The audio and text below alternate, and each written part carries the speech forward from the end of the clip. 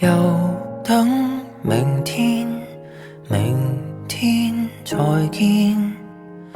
明天這麼遠，這樣令人想掛念。月色旁邊留一線，日後會寫上我們的詩，如可以。你着墨成圓點，我記聚成圓圈，沉悶風景一息間變小說。誰這刻的視線都只有朦朧春天，朦朧中只得你是光線。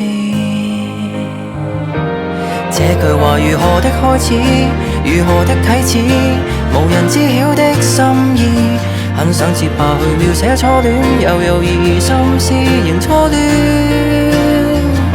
想知我們如在櫻花都散落時，又會否剛好的中意，待你寫上我們的詩，如可以。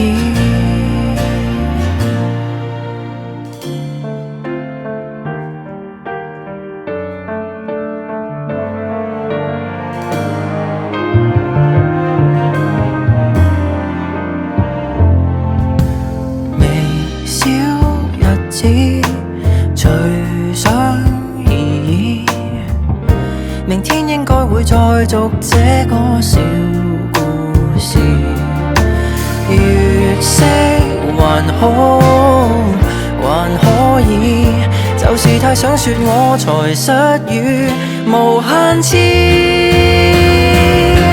這句話如何的開始，如何的啟齒，無人知曉的心意，很想繼續去遊這花園，來來回編織成故事。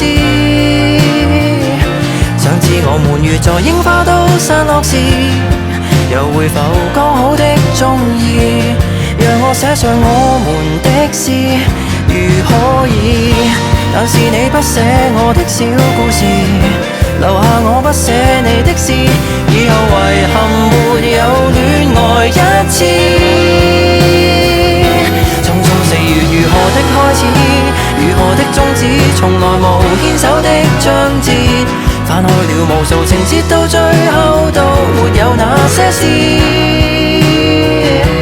願我記得，而同時淡忘了舊故事，誰曾留伏線，是和地空等一個條件，是最青春的某人望見。